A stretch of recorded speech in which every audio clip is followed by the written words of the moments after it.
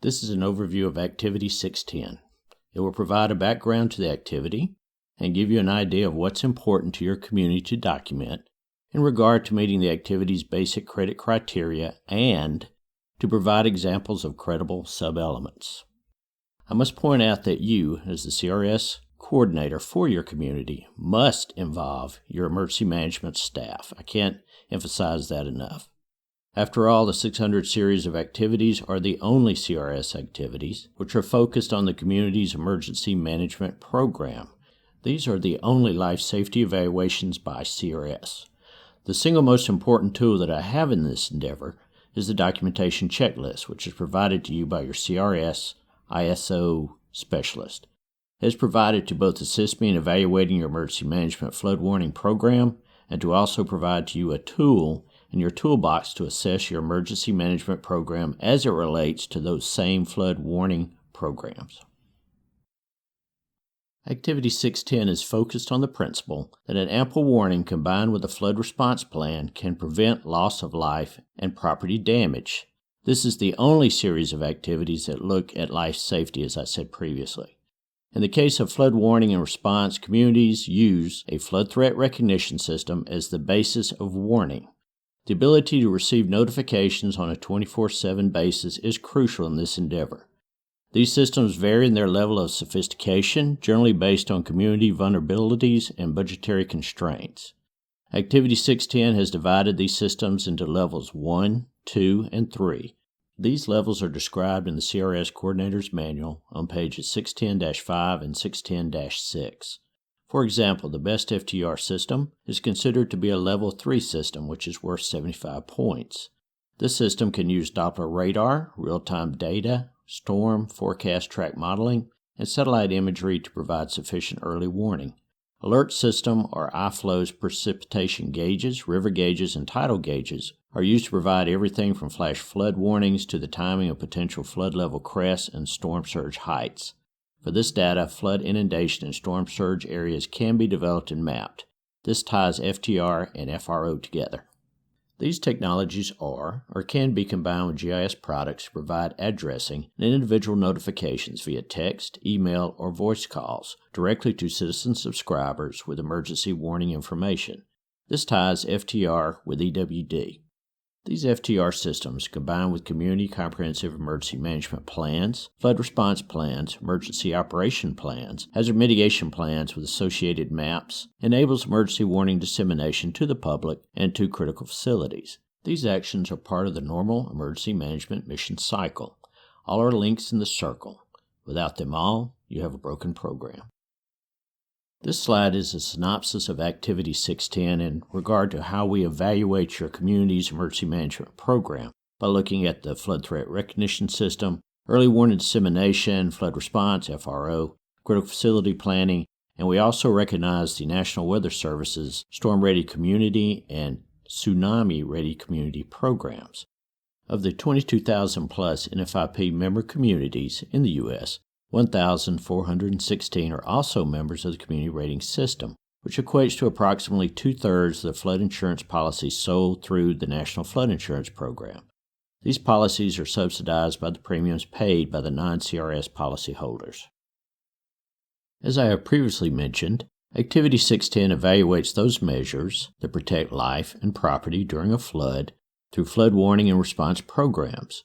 Its 4 sub-elements of FTR, EWD, FRO, and CFP are tied together in order to emulate your community's emergency management program. An added benefit of pursuing 610 credit is that it encourages the community's emergency management staff to review its flood warning program in regard to development and documentation of its entire scope of flood warning capabilities. Emergency management's daily mission is best described by these 5 phases: prevention, preparedness, response, recovery, and mitigation. By now you should be thinking, who is my emergency manager? Or if you are the emergency manager, I guess I should be coordinating our Activity 610 credit. At the time of this recording, the Coordinator's Manual is dated 2013. However, by the time you listen to this recording, it should be the 2017 manual that we're discussing. So I have a few slides that's following this slide showing the differences between the two manuals and the sub-elements. In the activity's first sub-element, FTR, Flood Threat Recognition, there is a checklist that it has all of these different sub-elements that you should be following along with if possible. If not, feel free to download it and then restart the YouTube video. What we're looking at is to complete the documentation checklist for the tech reviewer, that's myself. We're going to look at your community's flood hazard description. Generally, you can find that in a hazard mitigation plan. Community's flood inundation map, which we'll discuss at length later. A copy of the adopted flood warning response plan, whatever it's called in your community. It must be marked up indicating where you can find these possible points. A description of the flood threat recognition system in your community. Remember, we discussed earlier level 1, 2, or 3 system. A copy of the maintenance procedures for any gauges your community may actually own. In other words, not a USGS gauge or some similarly federally owned gauge. An impact adjustment map showing the number of buildings that are found within your special flood hazard area. You can give me the raw numbers, the numbers of those buildings or more buildings that are affected by your FTR, your FRO, EWD programs, a copy of all the outreach materials, which your ISO CRS specialist will actually evaluate, and a description of a flood exercise, be an after-action review or a lessons learned report, or it could be an activation of your Emergency Operations Center within the last 12 months. This is the first slide where I compare the 2013 and the 2017 manual sub-elements. This being FTR, you can see neither sub-element changed in either the 2013 or the 17 manual. Level 1 is still worth 25 points, Level 2 50, and Level 3 75 points. The second sub-element, EWD, or Emergency Warning Dissemination, on the checklist you must show a copy of the adopted flood warning response plan, whatever it's called, a copy of the outreach materials credited under EWD, a copy of your pre-scripted messages. This is very important. This is part of the emergency management focus on having pre-scripted messages for things such as your call-out message on, say, a Code Red or Everbridge system or your emergency alert system. You should have a map indicating the siren locations in your community and their coverage area, usually shown in a circumference diagram. A description of your publicly owned call system, whatever that may be, with a contract with that provider. A copy of a cable agreement or override procedures, or if you own your own cable television station, indications that you do use that for your emergency warning dissemination. Description of other flood or other forms of public notification. This could be electronic signs are used on the highway, your social media reports, being Facebook, Twitter, anything like that. And then the description of flood exercise and AAR, which is after action review or report, and lessons learned. On this slide, we're talking about EWD 1 through 5, or at least a portion of 5. The only difference between the 2013 manual and the 2017 manual is found on EWD 3. As in the 17 manual has added the words that covers the community's jurisdiction. So if an outdoor voice system is used or fixed siren system, it must cover the community's jurisdiction. On this slide, EWD 6 did not change. However, 7, 8, 9, and 10 did change. This was done due to the result of a focus group put together from CRS task force members of emergency managers and other local officials who recommended there be a shifting or a redistribution of points in EWD. Depicted here are scenes from the Baton Rouge, Louisiana flooding of August 2016. You can see people curled up on their roofs. They had very massive, fast flooding, and they were not warned, or perhaps they just didn't have the capability to receive a warning. So early warning to possibly impacted areas can avoid or prevent these types of situations. Subelement flood response operations. You should provide either a URL or a hard copy of your flood warning response plan, once again marked up, copies of any documents that you want credited under FRO if they're not in that flood warning plan, and once again you see the description of a flood exercise and AAR. Keep in mind that you only need one exercise or one activation for Activity 610, not a separate one for each sub-element. Changes shown in FRO sub-elements, primarily in FRO 2 and 3, as you can see by looking at the slide between the 2013 and 2017 manual. FRO 2 changed in points and description, as did FRO 3. You can see a very massive change in wording and point redistribution. This was done due to a result of the focus group by emergency managers. FRO 5 through 7, there were major changes in that there was the elimination of FRO 7 in the 2017 manual. Also in 5, you had a change in points and description, as you can see on the slide. And in 6, change in points and description. So the overall points in FRO did not change. Once again, it was just a redistribution to make it more in line with what's actually found in the field or in the community. As part of the basic credit criteria of Activity 610, you must, as a riverine type community, in other words non-coastal, have a map that depicts at least 3 separate levels of flood inundation. These flood inundation maps are not flood insurance rate maps, which are produced by FEMA solely for the purpose of rating flood insurance policies. As you can see here, there are 5 separate levels depicted. So in this community, the Emergency Operations Plan not only contains the maps, but also has tasks and missions and standards for each different level depicted by the maps. This addresses the minimum credit criteria. Under Subelement Critical Facilities Planning, which is part of your EOP or CEMP plan, you must complete the documentation checklist showing a list of all public and private critical facilities that can be affected by flooding. In the old manual, it was those just found within the special flood hazard area. That is not the case. They must also show the contact information for those facilities, being the person's name. You can have emails, you can have phone numbers, and any agreed upon warning needs that that facility may have. A list of critical facilities have developed their own flood warning response plans. These must be reviewed or accepted by the community emergency management staff in order to incorporate that into their plans and operations.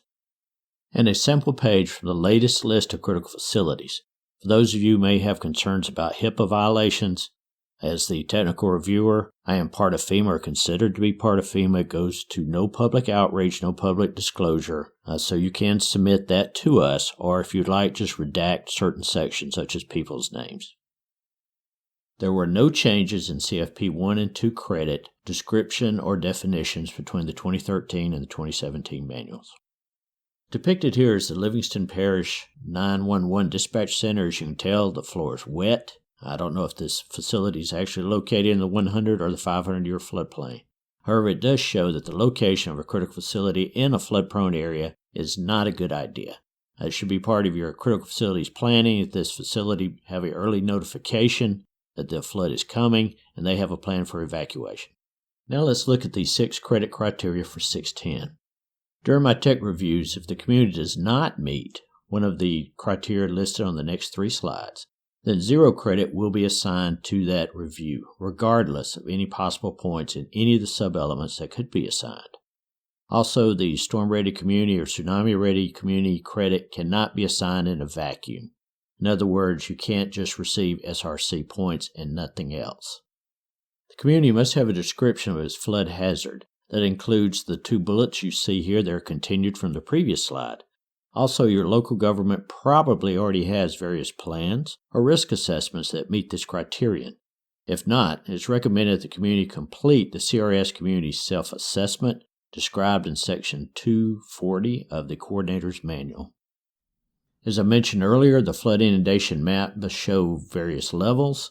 It could be a paper product, such as shown on this slide, or it could be an electronic that you send in on a flash drive or CD, or just a URL to your website, which is preferable. Remember, the FEMA-developed firm is not considered to be a flood inundation map. It is an insurance rating map only.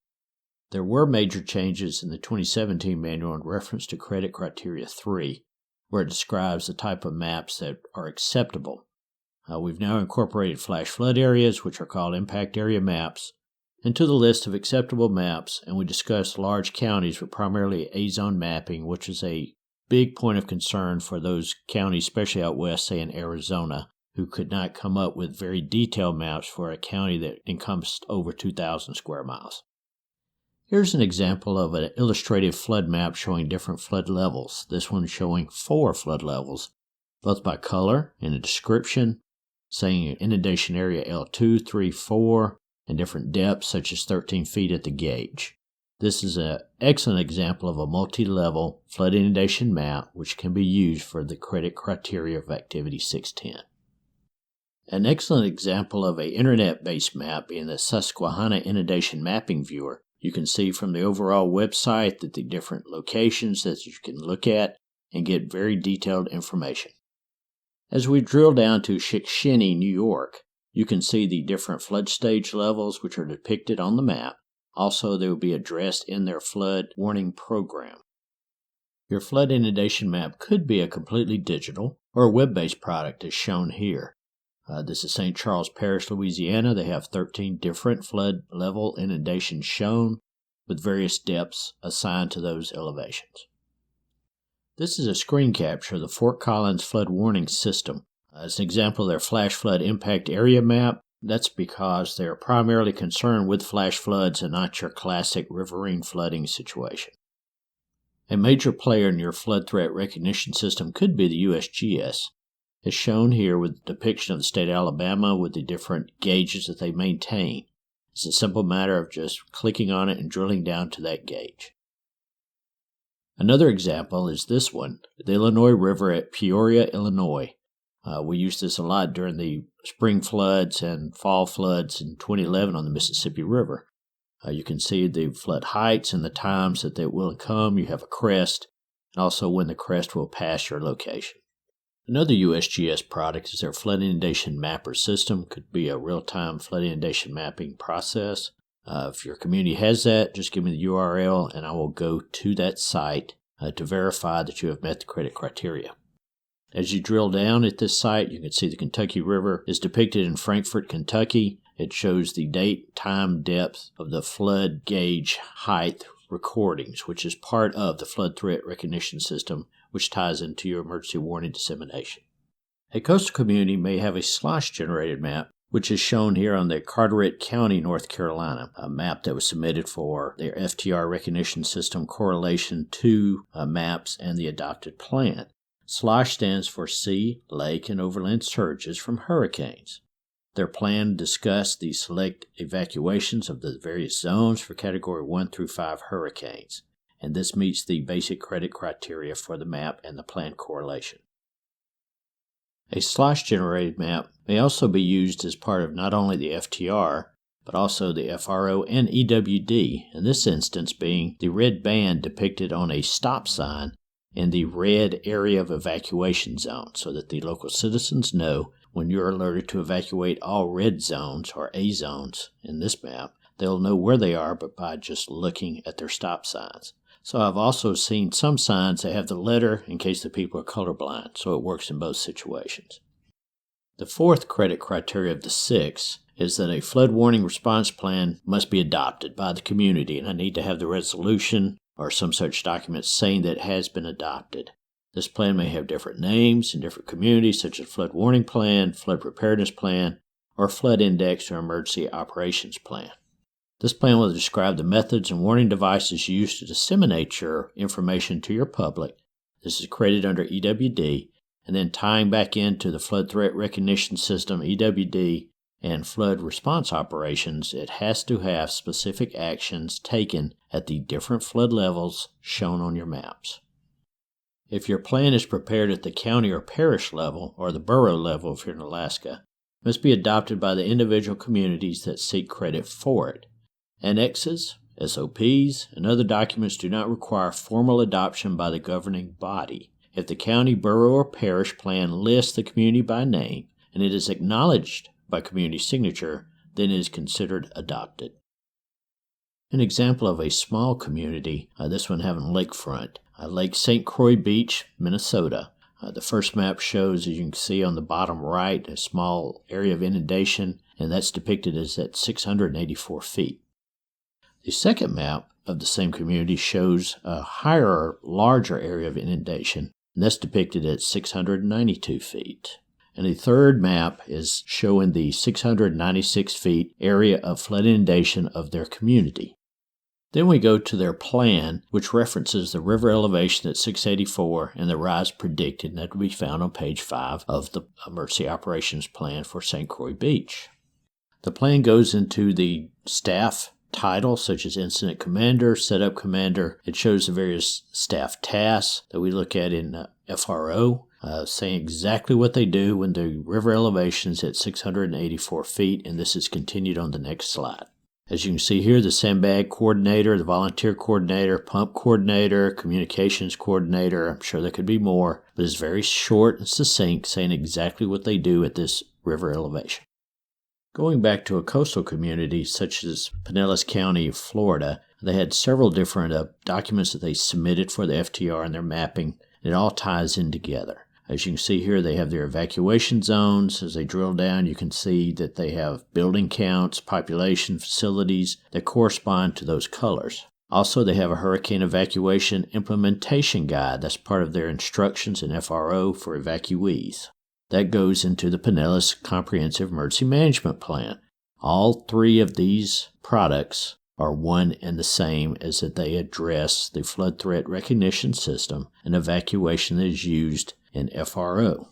Then finally, they have the city within the county at City of Pinellas Park. They have a hurricane response plan that ties into the county plan. In the state of Florida, the counties are the administrators of emergency management. So if you're a community in there, you adopt that plan. If you have a separate plan, I can look at that for perhaps additional points. Credit criteria 5 of the 6. The community must implement the outreach projects. This will be covered by your ISO CRS representative. They'll actually evaluate this part or this aspect of the credit criteria for compliance with the overall activity. Outreach could be brochures, letters, newsletters. It could be part of your PPI, or your Program for Public Information. That comes under Activity 330. For outreach, if you have at least 3 days of notification, such as coastal, would be hurricanes, they may have to have repeated warnings, watches, safety information at least 72 hours in advance of that flooding. If your community has more than one source of flooding, such as riverine and coastal, you may have to use different approaches to reach your different audiences. In the 6th credit criteria of the basic 6, once again, we're talking about the exercise or evaluation of your plan, the after-action review or improvement plan. Emergency managers routinely produce these documents after each drill, exercise, or tabletop event. The Department of Homeland Security National Exercise Program is used to examine the preparedness and readiness of the nation. The program uses the Homeland Security Exercise and Evaluation Program, methodology, and related tools and resources. If the exercise took place at the county, borough, or parish level, the community must produce documentation of its participation in that exercise. This can be done with sign-in sheets or reports from programs such as Web EOC. Now let's talk about the methods of documentation. It would be wise for the community to look at the CRS Coordinator's Manual before you begin this collection of documents. This is to serve to understand what's actually being requested by the activity. It helps enhance your emergency manager's understanding of why he or she is doing this, and to provide a reasoning behind the extensive documentation checklist, which I've been told by many communities has actually helped improve their programs because there are some things they may have not have thought of or things they think is a better way of doing it. There is a web-based self-assessment tool that was developed for Activity 610, and you can go to the CRS resources page and download that tool. The latest documentation checklist is always available on this website, and we hope that you use that to complete your submission for Activity 610 credit. The checklist is a total of 14 pages, with the first 4 pages serving as a sales brochure, if you will, for the activity. It was designed to capture the interest of an emergency manager. The actual checklist begins on page 5. You should check the blocks, as you can see, 1 through 5, on what you are actually submitting for documentation verification.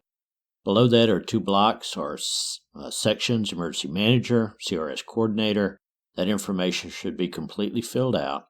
And at the bottom, as you can see, highlighted in red as who completed the checklist. Hopefully it's the Emergency Manager.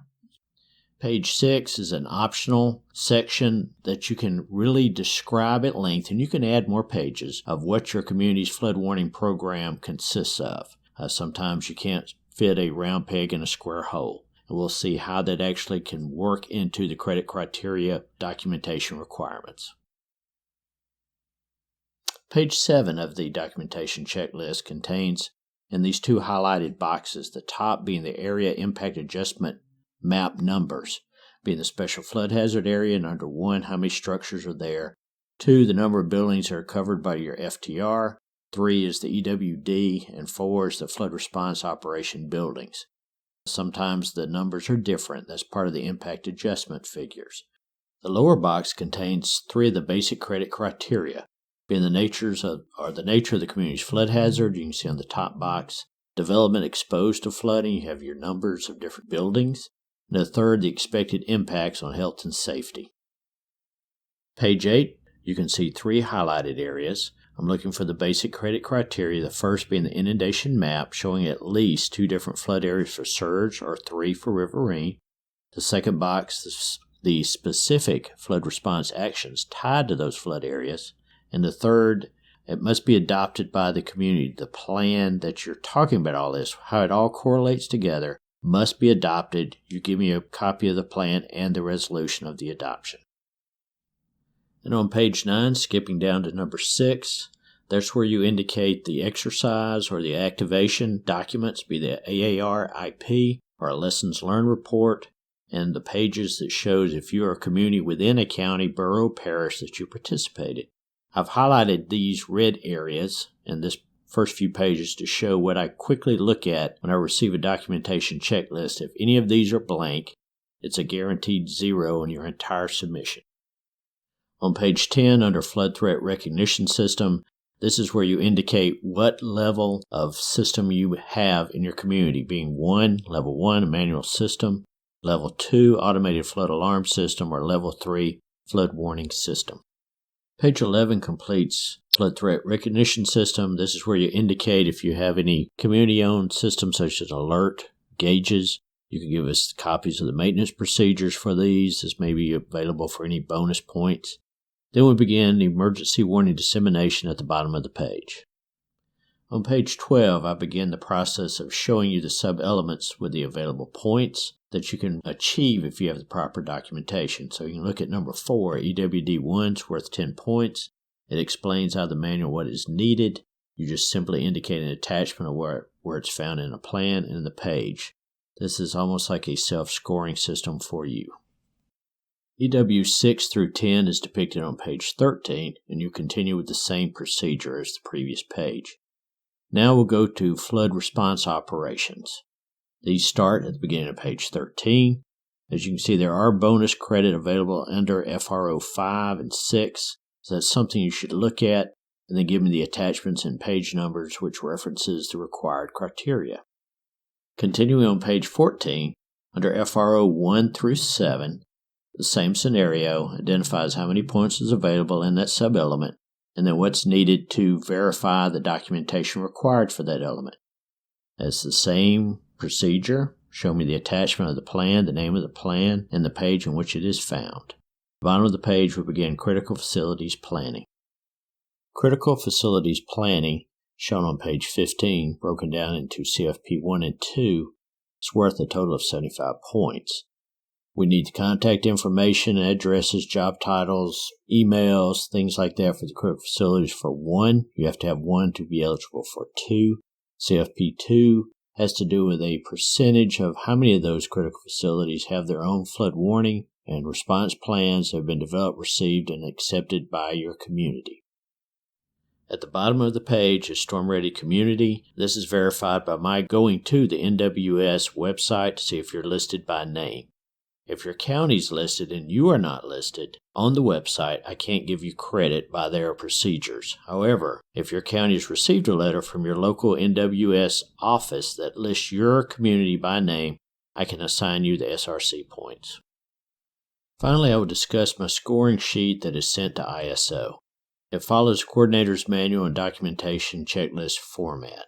So this is what they will receive from me, and hopefully they will forward that on to you for your clarification.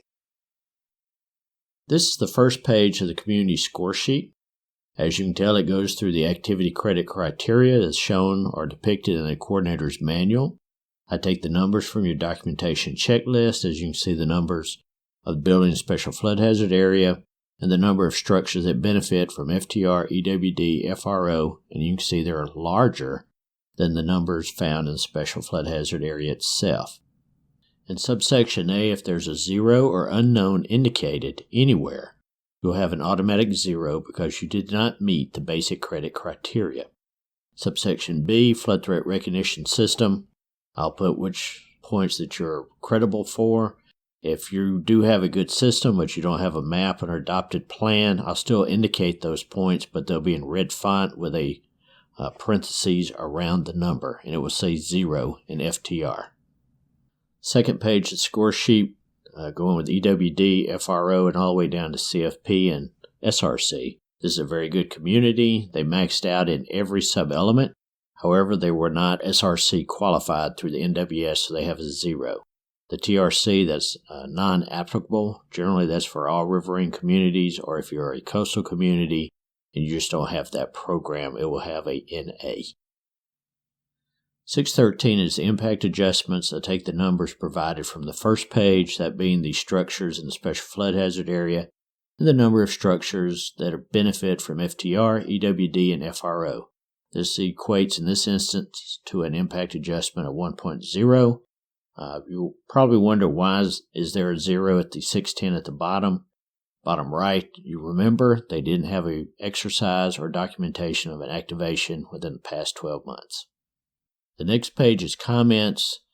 This is where I discuss what points you received by sub-element, and if I have any other comments, such as in the third paragraph, documentation was not submitted for the city's participation in a flood-related exercise. That's where I really tell you there what you're missing. Also, you can just go through the sub-elements and see what you're awarded for, and if there's anything else that you do need to submit, such as under EWD, the annual testing of warning equipment. You must verify this equipment was tested. That can be done with a sheet saying the siren systems are good, they were tested on this date. Your telephone, reverse 911, whatever was used, this is how many people you called. That's a simple report that will be spit out by that program. Also, if you have like the Code Red or Everbridge, it's a report that can be generated quite easily. In this page, I will show the documentation you submitted to me for verification. I'll list them. I'll also have any previous documentation reviewed. In this case, it was done in 2011 with a possible of 130 points. On this evaluation, this community would receive 0 points because they did not have documentation of an exercise. The final 2 pages of the community score sheet are for the ISO CRS specialist use only. Is a fill in the blank on the PDF. So if you are missing verification of EWD equipment, they can confirm that there. Same with CFP. Any type of things that were missing in my overall evaluation that they can verify, they indicate it here. In summary, I briefly explained the activity's credit criteria as shown in the CRS Coordinator's Manual. I've given you examples of changes which will be implemented in the 2017 manual.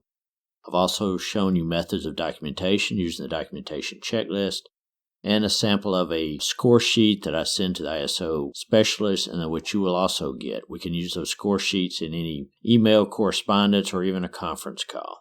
For more information on Activity 610, please go to crsresources.org.